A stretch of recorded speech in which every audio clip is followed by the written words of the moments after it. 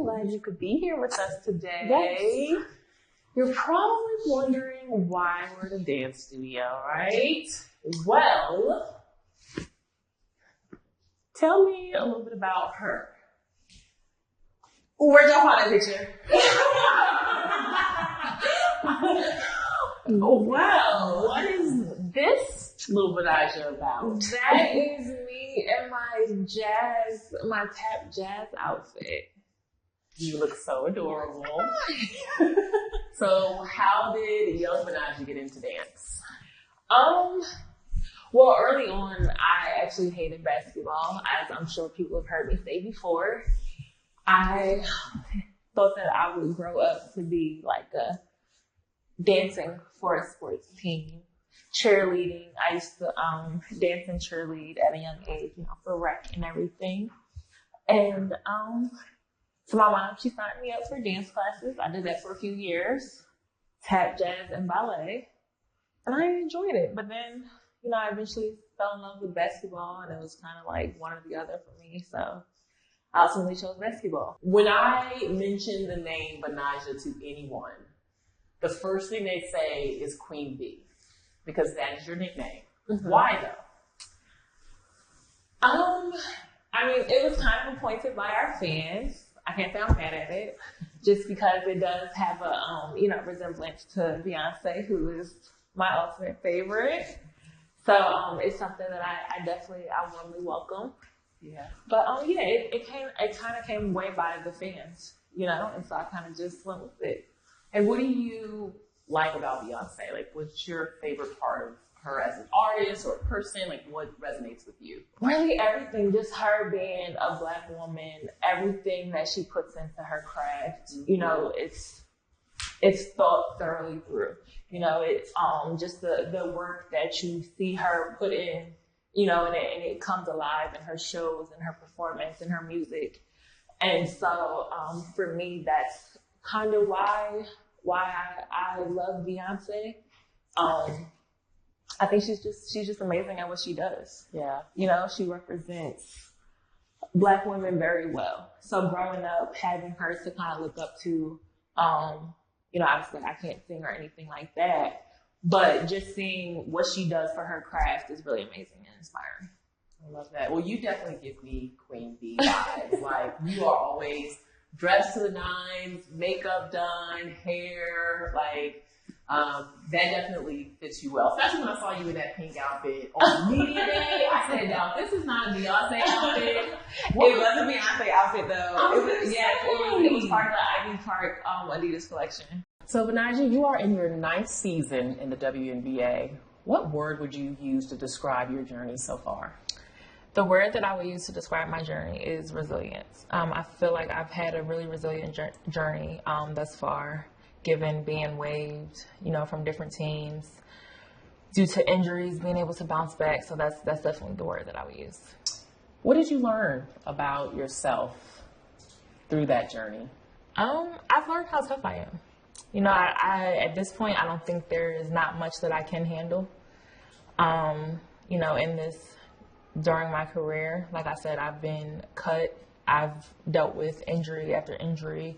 I've been the last person on the team to the top person on the team and everything in between. So I think it just shows just how tough I am, how resilient I am, how versatile, and I'm just able to adapt to things. There were points in your career due to injury and being cut that we didn't know if you would have a future in the WNBA. What inspired you in those moments to keep going? For me, I think just the love that I had for it. And it's, in those moments where, you're being cut or you're dealing with injuries and you're not able to go out and do what you love, that you really realize just how much you miss it, and just how much you want to do it. And so for me, it was in those moments where I'm just like, okay, what can I do to get back? And that's when I realized, okay, this is, something that I really want to do, something that I want to, be great at. And so for me, it was just those moments, those moments of weakness, so to speak, that I was just like, okay, what do we have to do to get you back? What do we have to do to get you to be the player that you want to be? And, that was it. I remember it very vividly, 2020. in the bubble. You had gone from being in the league, out the league, playing, not injured, to a breakout season, averaging 17 points per game. What was happening at that time that you were able to just take your game to another level? Well, before the season started, that's when I had met the person that I was dating, who is now my husband. And during quarantine, we had nothing else to do but play. You know, everything was shut down. So we found, even like all the parks, there were no gyms open. But we found like a church who had a private court. So the courts were still up, and they told us, you know, we could come there as long as, you know, we weren't messing things up. And so every day we were just there. And he was just like, I remember he asked me, he was like, what's the highest you ever had in the game? And I was like, 12. He was like, what you average? And I'm just like, I don't know. And really, it was probably like 2 or 5 or something at that point. And he's just like, stop lying. I'm like, seriously? He's like, you know you're so much better than that, right?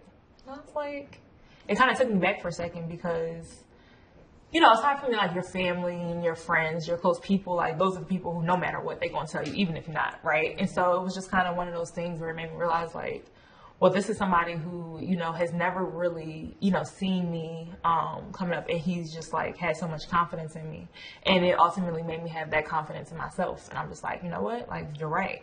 And then, you know, fast forwarding to the season about to start and being cut after I had just put in so much work and was so confident and everything, I almost had like this like chip on my shoulder, and I was like a little bit angry, like, you know, because I'm just like, dang, I'm dealing with this again. And everything. And so going into that season, you know, I just had a different mindset. And luckily I had that support from my coaches. You know, Nikki Collins told me, she was just like, you know, I don't know who told you couldn't shoot, but here I want you to shoot until you don't make it. And so it was just like from the people who have been supporting me all the way throughout, being my family, to Jordan, who's now my husband, you know, the coaching staff, my teammates, just, you know, all the support that they gave me through that as I was coming back. And then, you know, just also me really, really relying on my faith. You know, in those moments, like, I feel like that's when I prayed the hardest. And, you know, he showed me that, you know, everything will be okay, that he had me, he was going to see me through, and I had nothing to worry about.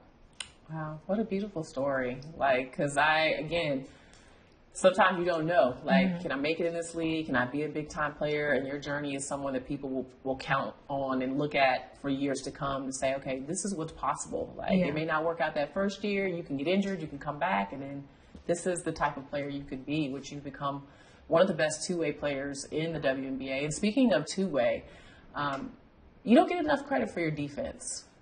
What has motivated you and inspired you on the defensive end of the floor? I think just naturally in life, even aside from basketball, I'm just super competitive. And it doesn't matter what we're doing. And so, you know, you tie that into basketball. Like, I don't want people just scoring on me or feeling comfortable. So it's more so that competitive mentality that I have, that I just don't want you to score, and I want to make it, you know, as hard for you as possible. So... Well, you made it hard for some folks out here. I can tell you, okay? I'm like, look, if Betnijah's face guarding me, y'all can go over there with the ball, okay? Don't worry about me. I will be over here locked up. It's like, I love that. Like, it makes me feel so good. As it should. Because you know what? Again, when it comes to, like, awards and things, I always say I'm voting for people that have an impact on both ends of the floor. Because it's easy to come down here and shoot and then come down here and rest. Right. But when you got to play 94 feet and possibly guard the other teams as a player, that's a lot of work. It is. Yeah. Trust me, I feel it. But you know, I think that's what, you know, like, it's fun for me. Like I said, like, I'm super competitive, so I want to be able to lock you down and not have you score, and then be able to go down on the other end and, you know, get buckets. So I love that. I want to go back to your relationship with Jordan, because obviously he inspired this surge in your career. But how would you describe your love and basketball journey?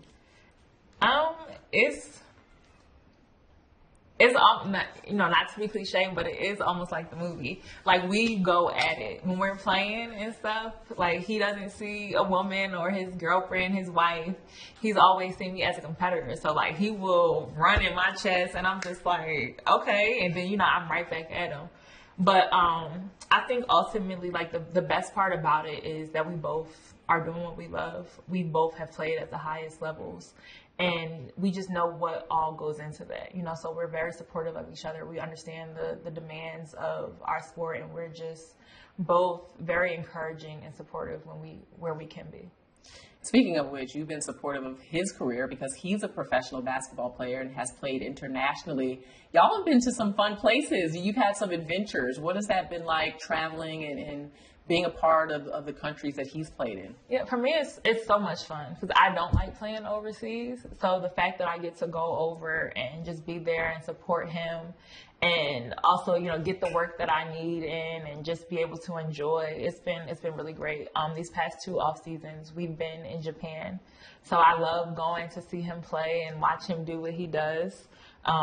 It's just been amazing. We get to go out. We went to Disney. We went to Universal Studios. We get to try all of the food because we're both foodies. Like, that's our thing. Even when we're apart, like, we'll send each other all these different food pages, different places to try so that we know where we're going. But yeah, no, it's really just been a really fun journey. It's been beautiful. I've been following you all on the gram. But in terms of the most important question, when it comes to your relationship with Jordan, who wins one-on-one? He will never admit that I have beat him. That's okay. That's okay. I have, though, a couple times, a few times. But so it's both of us. It's not easy. But I have gotten my wins. Okay, well, listen, being that he's a pro player, I think if you've gotten a couple, then that means you hanging in there. That means you hanging in there. That's good. That's good. Speaking of influences on your basketball career, your mom, Yolanda, was an amazing player at Cheney State for Vivian Stringer, who you would later play for in Rutgers. Yeah. And they are still the only HBCU to win a national championship. When did you first become aware of just how good your mom was? I think in high school is when I really started to understand the significance of everything that she did in terms of basketball. Even though I've never been able to see her play, like I've never seen her play, but just, you know, knowing who she was, knowing the time that she put in with me to help me grow into the player that I am, and just, you know, word of mouth from peers and people who had the opportunity to see her. All of that just played a big part in, you know, who I am and where I am today. Your mom has made some remarks about your game, right? Seems like she's always challenging you. Uh-huh. She feels like she's a better shooter than you. Would you agree? Like I said, I've never seen her play. And you know, it's one of those things where I'm a product of her, you know? So I say she's the OG. I'd be the 2.0. I have no problem with that. But I saw this thing in your eye. I was like, well, she need to come out to the court right now, and we'll see who's the better shooter. Because, yeah, that's the competitor in me, right? But, you know, her being my mom and, you know, who she is, I have nothing but respect for her. And so it's hard to say that since I've never seen her play, we can't be too sure. But I don't know if she's gonna come out there right now.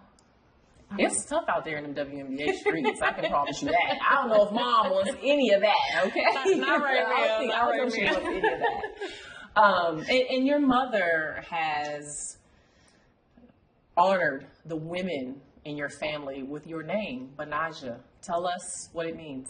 So, the first part of my name, the BET, comes from my grandmother, Betty. The NI comes from my Aunt Nita, and the J comes from my great aunt Jessie. And then my mom just added the on there. She just got a little spicy. Yeah, she got a little Betnijah. It's a beautiful name. And I mentioned you and your mom playing for Coach Stringer. What do you feel like Coach Stringer deposited in both of your lives that has just elevated you throughout your life, whether personally or professionally? I think off the court, just, you know, standards, you know, what it means to be a black woman, just in the world, you know, not just in your career or anything else, but just in everyday life. A lot of the things that she taught me about being a woman just kind of has stuck with me. And on the court, just the little things, the attention to detail that goes a long way. So, I'm really grateful to have had the experience to play under her. The things that she's taught me and instilled in me, I still use to this day. I know you said you've never seen your mom play, but is there something that she has taught you about basketball that has carried into your WNBA career?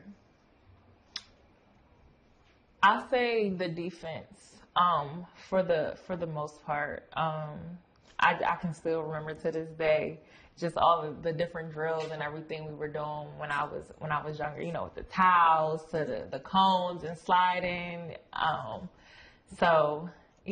say she's had a big impact on my defensive game. That's that Coach Stringer influence too, because 75% of that practice was going to be defense. No, okay. It wasn't touching no balls. Nope, it was all defense. But yeah, she's like, if you can't play defense, then you gonna come sit down. So I'm like, well, I want to play. So here we go. And you wear number 44, like your mom. Mm-hmm. When did you take that number on?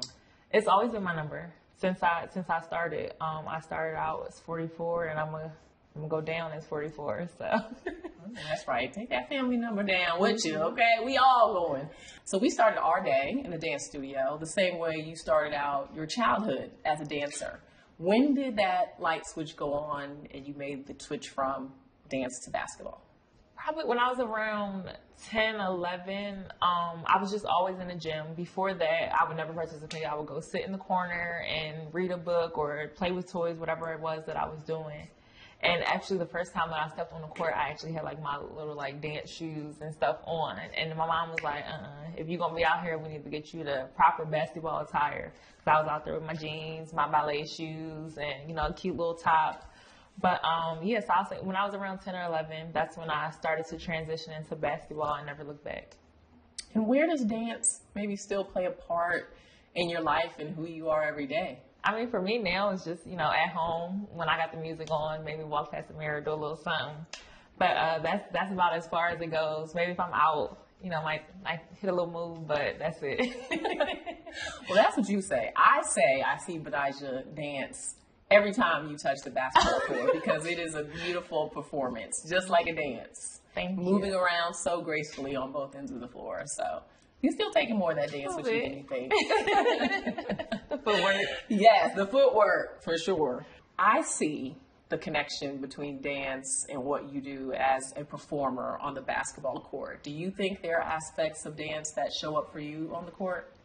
For sure. I think for me, the translation between dance and basketball that I kind of carry on is probably my footwork, on the offensive end, and then defensively just being able to move and slide and all of that. And be flexible too. And be flexible. Yeah, I'm a little flexible, so yeah. That helps. Trust me, that helps. Yes. What inspires you stylistically? It kind of just depends, really. I don't think I have like one set like inspiration for style. I like to think of my style as versatile. Anywhere from like streetwear to, high fashion to, sports casual. I don't think I have like one set look that I'm like always going for. I think it kind of just depends on my mood or what the event is, where I'm going, and I kind of just go off of that. So when it's time to pick that tunnel fit, what does that process look like? For me, a home game I'll get more dressed for a home game. Away game is more either street style or like maybe like a cute sweatsuit or something just to be comfy because, we're on the bus and everything. But at home, it kind of just depends. But a day game versus a night game will probably be a different look as well. Depending on the weather and again, like just kind of the mood that I'm feeling. Is there a favorite tunnel fit that you've worn that when you think back on it, you like, yeah, I nailed that? Probably my Gucci Adidas fit.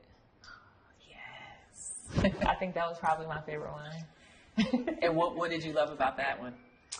I liked how it was like it was a little bit of everything. It was versatile, you know. So you had your sportswear with it being Adidas, but then also high fashion with it being Gucci. It was, you know, a little sexy because it was kind of see through, but still, you know, modest because I had my jacket on. So yeah, I just felt really cute in it. So do you have a favorite go-to accessory? A bag. Yeah, bags are kind of my thing. I love a cute bag. So. Are they expensive? Are they colorful? Like, what's your thing with bags? They can be a little expensive. Nothing too crazy.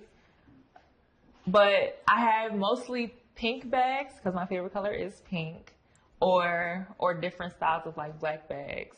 But I have, you know, a little bit of in between. I have like a green, blue, red, but majority of them are pink. Do you have a fashion icon inspiration for you? Like someone that you look up to or people that inspire your fashion? Pinterest.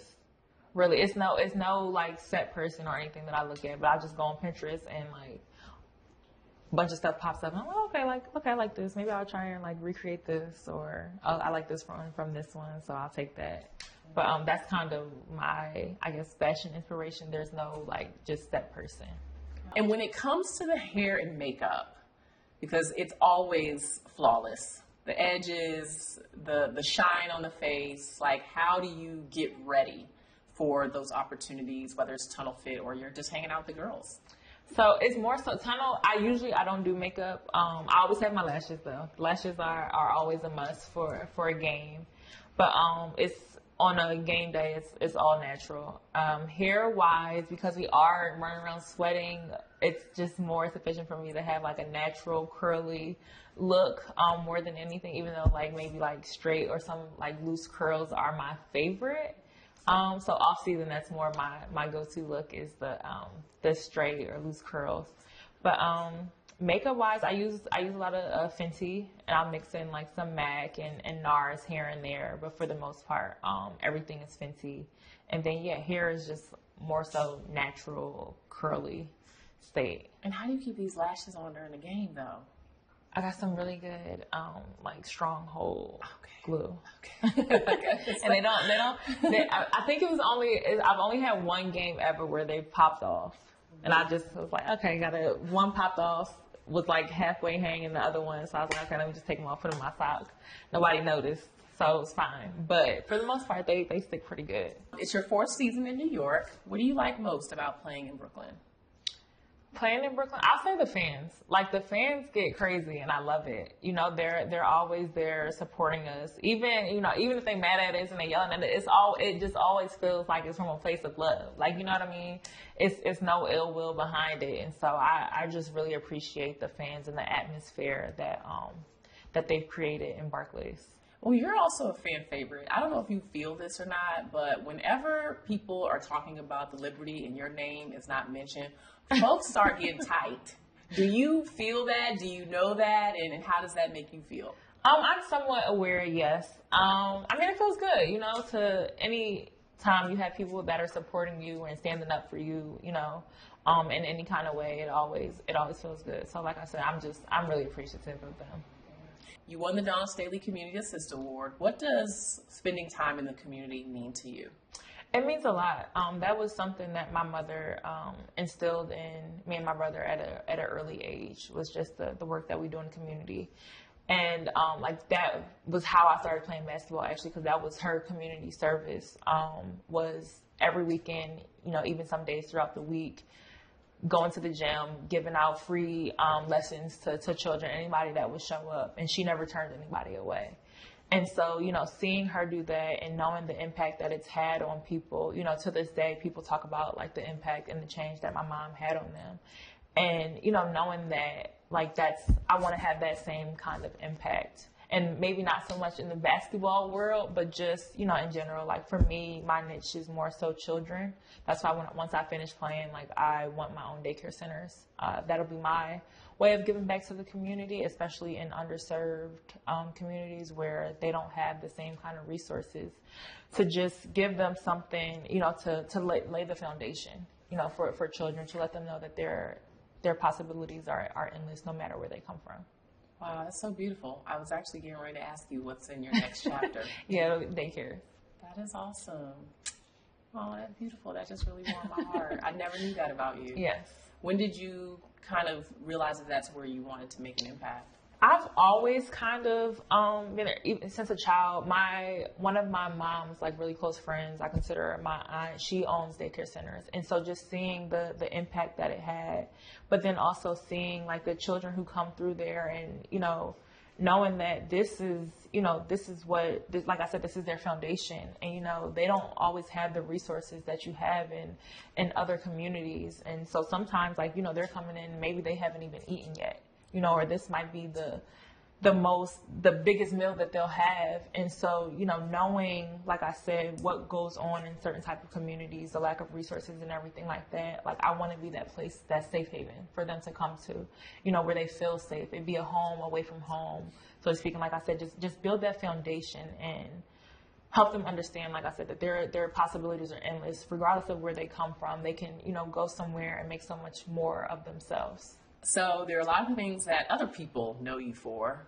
Your incredible basketball game, two-way player between the lines, your career at Rutgers, Coach Stringer, your mom, the impact they've had on your life, your beauty, your fashion, Queen Bee.